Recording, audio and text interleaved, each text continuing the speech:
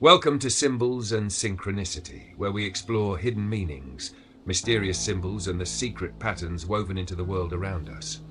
Today, we dive into one of the strangest and most chilling relics of ancient Mesopotamia, ceramic bowls buried beneath homes, designed to trap something unseen, something terrifying. For most of history, homes were built to keep the outside world out. But in ancient Mesopotamia, some families worried about something far worse than thieves or storms. They believed that the real danger, the thing that stalked them at night, might already be inside. And that's why, beneath the floors of ordinary households, archaeologists began uncovering strange ceramic bowls, placed upside down like someone had tried to trap something underneath them. At first glance, these bowls look simple, but the moment you turn one over, you see the inside covered in writing that coils in a tightening spiral, closing in on a single point at the center. It's not decoration, it's not poetry. These were spells, binding incantations meant to capture a demon, a curse, or a wandering night spirit and pin it in place. And the people who made them took this seriously. These bowls weren't hidden in temples or secret chambers. They were tucked under kitchens, bedrooms, and living spaces, right where a family would spend their days. Whatever they were trying to trap, they believed it was close.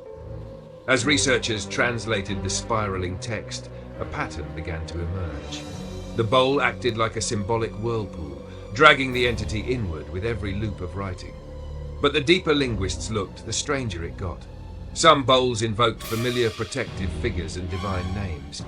Others mentioned demons by name, figures like Lilith, the night stalker blamed for infertility and sleep terrors. And yet in many bowls, there are symbols, sigils, and abbreviations that simply don't correspond to any known language or magical tradition. Scholars can translate the words around them, but these symbols sit in the spiral like embedded code, shapes no one can fully decipher. And then there are the drawings.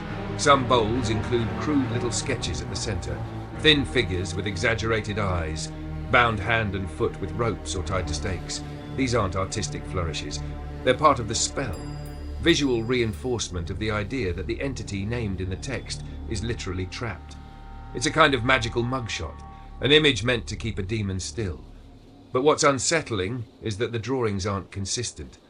The ropes change, the posture changes, the symbols around the figures change. It's as if different scribes had their own ways of depicting the thing they believed they'd captured, and none of them completely agreed on what it looked like. This disagreement goes deeper than art style. The bowls come from Jewish, Mandaean, Christian, and Zoroastrian households, groups that didn't share theology, but somehow shared this same spiral binding ritual. No one knows how the practice spread, or why such different communities believed in the same style of symbolic trap. And because every bowl is handmade, each one is a unique attempt at the same strange solution. Trap the unseen, restrain it, hold it down so it can't move through the walls and floors of a home. The real mystery is that many of the bowls contain floating phrases, lines that don't fit grammatically, words borrowed from older languages, or names that appear nowhere else in recorded demonology. Some researchers think these are remnants of much older spells, copied and recopied until the original meaning evaporated. Others suspect the scribes intentionally inserted nonsense syllables as a kind of verbal net, a tangle of sound meant to confuse the entity being bound. But then there are the symbols, circles, X marks, triangles, broken lines, that appear in no known alphabet. They're placed carefully at specific points in the spiral, as if they mark off stages of the binding process. And to this day, no one can say with confidence what they stand for.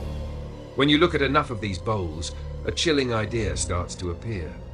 These weren't made in a world of myth. They were made by people who woke up in the night convinced something was standing at the foot of the bed.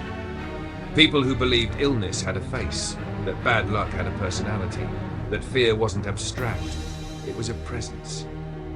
The bowls are attempts to pin that presence down, to give shape to something that otherwise slipped through cracks and whispers. They're artifacts of a culture trying to negotiate with the invisible. And yet the greatest secret may be this. For all the translation, all the study, all the scholarship, there are still lines in some bowls that simply resist understanding. The symbols refuse to resolve into meaning. The scribes are gone.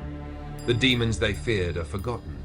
But the mysterious spiral remains, tightening forever toward a point we can't quite reach. And maybe that's why these artifacts feel so unsettling today.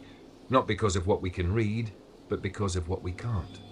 If the hidden patterns and mysterious symbols in today's video stirred your curiosity, make sure to subscribe and hit the bell. Because here, the secrets never stop appearing. Drop a like if you felt the chill of the unseen, and share any synchronicities or strange connections you've noticed in the comments. Every symbol has a story, and together we'll keep unraveling the threads that link the past, the present, and the shadows that linger just beyond our perception.